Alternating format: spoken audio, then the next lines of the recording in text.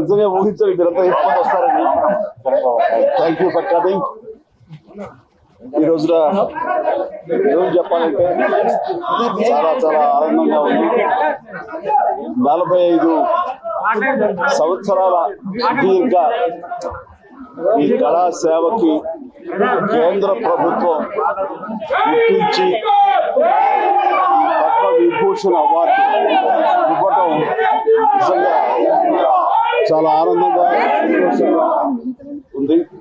So భారత ప్రభుత్వానికి దానికి వెనకుండి ఈ అవార్డు రావడానికి కారణభూతమైన ప్రతి ఒక్కరికి నా హృదయపూర్వక ధన్యవాదాలు తెలియజేస్తున్నాను. అండ్ ముఖ్యంగా ఈ అవార్డు రావటం వెనుకాల నా కృషి, నా కళాసేవ ఈ సమాజానికి ఎంతో కొంత ఇతోధికంగా నేను చేసినటువంటి సేవలు జరిగి పక్కన పెడితే నన్ను గుండెలో పెట్టుకుని ఆదరించి ప్రేమించినటువంటి నా అభిమానులు, అలాగే ప్రేక్షకులు, అలాగే నాకు ఎన్నో అవకాశాలు ఇచ్చి ఈ రోజున నన్ను నేను దాకా తీర్చిదిద్దుకోవడానికి కారణభూతమైనటువంటి నా డైరెక్టర్స్కి, నా నిర్మాతలకి, నా ఇతర టెక్నీషియన్స్కి, ప్రతి ఒక్కరికి ఎవరైతే దోహదపడ్డారో ప్రతి ఒక్కరికి నేను ధన్యవాదాలు తెలియజేసుకుంటూ ఈ అవార్డు ఇదంతా వారి సహకారం నేను ఈ ఎత్తుకు ఎదగడానికి కారణమైనటువంటి వారందరిది.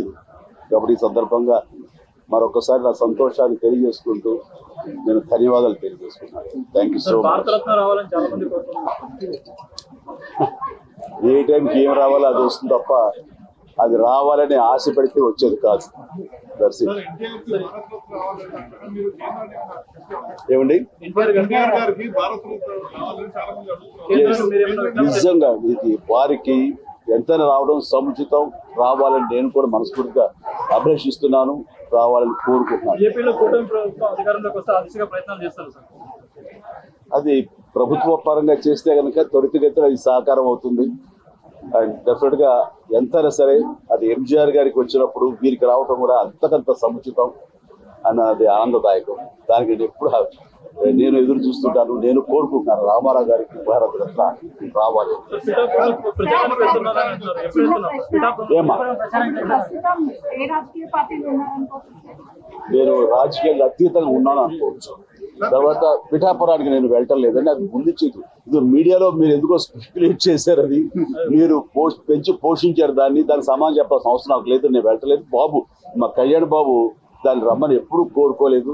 నా కంఫర్ట్ వదిలేస్తాడు.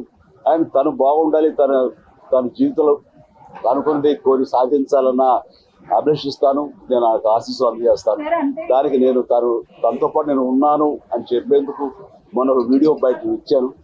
అండ్ ఖచ్చితంగా మా తమ్ముడి యొక్క అభివృద్ధిని, మా తమ్ముడు రాజకీయంగా ఎదగడానికి ఎప్పుడు మా కుటుంబ సభ్యులు మేము మనస్ఫూర్తిగా మనసావాచ కోరుకుంటాం.